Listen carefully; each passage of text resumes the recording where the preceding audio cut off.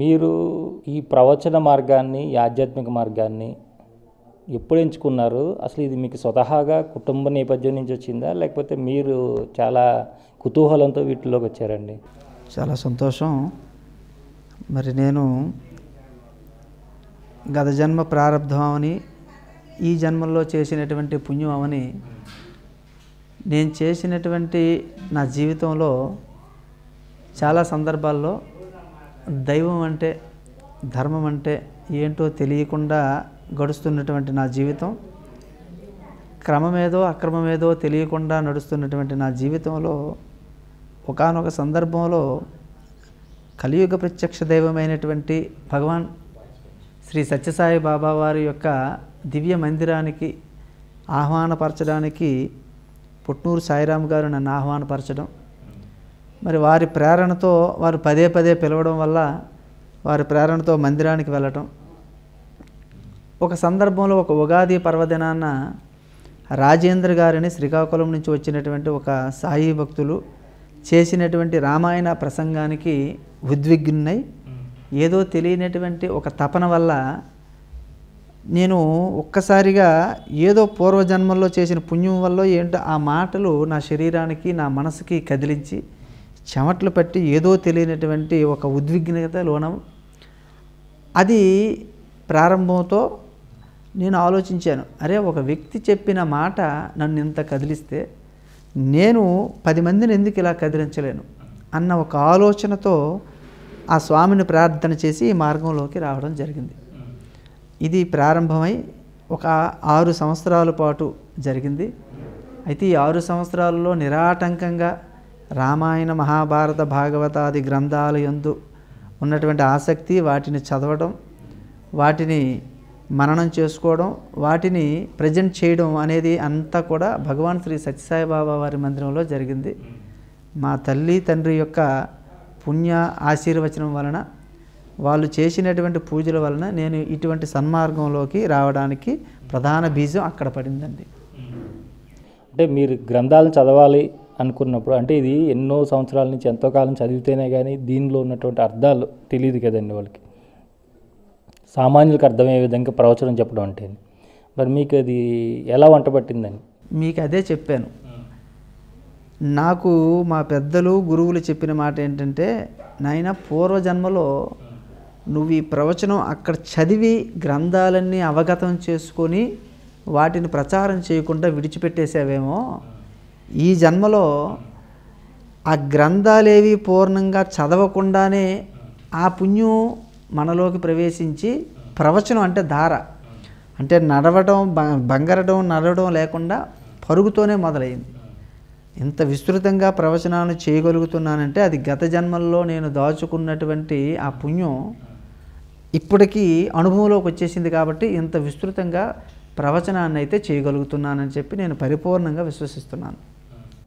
అంటే రాముడు గురించి చెప్పమంటే, రామ అవతారం గురించి చెప్పమంటే మీరు ఏం చేయాలో చెప్తారు?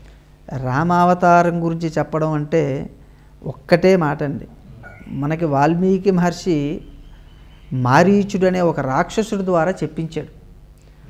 రామో విగ్రహవాన్ ధర్మ సాధు సత్య పరాక్రమ రాజా సర్వస్య లోకస్య దేవానాం అగవానివ. ధర్మానికి నడక వస్తే ఎలా ఉంటుందో చూడాలి అన్న ఆర్తి కలిగితే అది రామచంద్రమూర్తి. ఎందుకంటే ఒక మాట మాట్లాడినా, ఒక పని చేసినా, ఒక నడవడిలో అయినా సరే ధర్మాన్ని దాటి వెళ్ళడం అంటే రామచంద్రమూర్తికి నచ్చదు సరికదా. తన జీవితంలో 11,000 దివ్య సంవత్సరాలు ఈ భూమండలాన్ని పరిపాలించినటువంటి రాముడు ఒక్క సందర్భంలో అధర్మం వైపు వెళ్ళి సుఖించాడు అన్న విషయం రామాయణంలో మనకి ఎక్కడ 24,000 శ్లోకాలలో ఈ 11,000 సంవత్సరాలలో ఒక్క ఘటన మనకి కనబడదు. మరి అంతటి సచ్చరిత్ర కలిగినటువంటి రాముడి గురించి చెప్పుకోవాలి అంటే అంత ఉత్సాహం ప్రతి మనిషికి ఉంటుంది. ఆయన గురించి చెప్పుకుంటే సమస్త దురితములు తొలగిపోతాయి అన్న విషయం మనకి వ్యక్తం అవుతుందని చెప్పి నా పరిపూర్ణమైనటువంటి విశ్వాసం. అంటే రామాయణంలో చాలా ఉన్నతంగా తీర్చిదిద్దినటువంటి వ్యక్తిత్వం కానీ పాత్ర రాముడు కాకుండా ఇంకా దేనికి మీరు ఆపాదిస్తారు? వాస్తవంగా చెప్పాలంటే రామాయణంలో ఉన్నతం కానిది చెప్పాలి అంటే ఏమీ చెప్పలేం. ఎందుకంటే ఒక మధురమైనటువంటి పదార్థాన్ని తీసుకొని ఇందులో ఎక్కడ మధురం ఉంటుంది, ఎక్కడ తీపిదనం ఉంటుందంటే ఏం చెప్పడం? రామాయణం అంటేనే వేదోపబృంభనం, అది సాక్షాత్తుగా యదా కైలాస నివాసంచ అని చెప్పారు శాస్త్రం. రామాయణం మనం చెప్తున్న 24,000 శ్లోకాలు మనకు అందుబాటులో ఉన్నాయి. కానీ రామాయణం చరితం రఘునాథస్య శతకోటి ప్రవిస్తరం, కోటి శ్లోకాలతో ఉంది. ఎక్కడ? యదా కైలాస నివాసంచ, కైలాసంలో శంకరుడి చేత మననం చేయబడుతుంది అని చెప్పి మనకి శాస్త్రవచనం ఉంది. మరి అటువంటి రామాయణంలో ఇదో ఈ పాత్ర గొప్పది అని చెప్పి మనం ఎలా? కానీ ఒక్కటి మాత్రం మీకు చెప్తానండి, మనం అందరం ద్వేషించే పాత్ర ఏంటంటే కైకమ్మ. అసలు కైకమ్మే నవపంచిత వర్షాన్ని దండకారణ్యమాశ్రిత చీరాజన జటాధారి రామో భవతు తాపస. 14 సంవత్సరాలు రాముడికి వనవాసానికి వెళ్ళాలి, నారచీర కట్టుకొని ఉండాలి, ఉడికిన పదార్థాలు తినకూడదు, కాళ్ళకు చెప్పులు వేసుకోకూడదు. ఇటువంటి 2 వరాలు కైకమ్మ కోరకపోతే రాముడి యొక్క వైభవం ఎక్కడ ప్రకాశించేదండి? యథార్థంగా రామాయణాన్ని మలుపు తిప్పింది ఎక్కడంటే కైకమ్మ ద్వారే మలుపు తిప్పింది. కైకమ్మకు తెలియదా? మీకు ఒక్క మాట చెప్తానండి. కైకమ్మని మనం అందరం ఏమనుకుంటామంటే దుర్మార్గురాలు అని అంటాం. కానీ ఏమడిగిందండి? రాముడికి మరుసటి రోజు పట్టాభిషేకం. భరతుడు ఎక్కడున్నాడు? నందిగ్రామంలో ఉన్నాడు, మేనమామ ఇంటి దగ్గర ఉన్నాడు. అక్కడి నుంచి అయోధ్యకు రావాలంటే సుమారుగా ఒక వెళ్ళి కబురు పంపించడం, మళ్ళీ ఆయన రావడానికి నెల పడుతుందని. ఇదే ముహూర్తానికి భరతుడికి పట్టాభిషేకం అని కైకమ్మ అడిగింది. సాధ్యం అవుతుందా? రేపు పట్టాభిషేకం రాముడికి. కైకమ్మ ఏమడిగింది? అదే ముహూర్తానికి నా కొడుక్కి భరతుడికి పట్టాభిషేకం అంది. నెల పడుతుంది. కైకమ్మకి తెలియదా? కానీ ఎందుకు అడిగింది?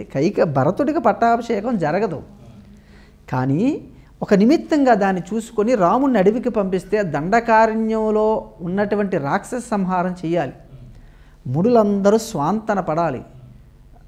కాబట్టి ముందు రాముడు దండకారణ్యంలోకి వెళ్ళాలి అని చెప్పి తనకు తానుగా ఆలోచించకుండా ముందు రాముడిని అడవికి పంపించాలని చెప్పి చేసినటువంటి ప్రయత్నంలో రాముడు యొక్క శీలం ఎక్కడ ప్రకాశించిందంటే కైకమ్మ యొక్క వరం వల్ల ప్రకాశించిందని చెప్పి నా ప్రగాఢ విశ్వాసం అండి. కాబట్టి మీకెందుకంటే అంతవరకు ఒక మాట చెప్తే మీరు బాగా పట్టుకుంటారు. భరతుడు రామచంద్రమూర్తిని తిరిగి తీసుకొద్దామని బయలుదేరితే ముందు రథం ఎక్కింది కైకమ్మే.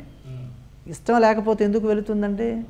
కాబట్టి కైకమ్మ పాత్ర వల్లే రాముడు బాగా ప్రకాశించాడు అన్న విషయంలో నేను ఎటువంటి సందేహం పడను. కైకమ్మ అంటే నాకు అంతటి పూజ్య భావన కలిగి ఉంటుందండి.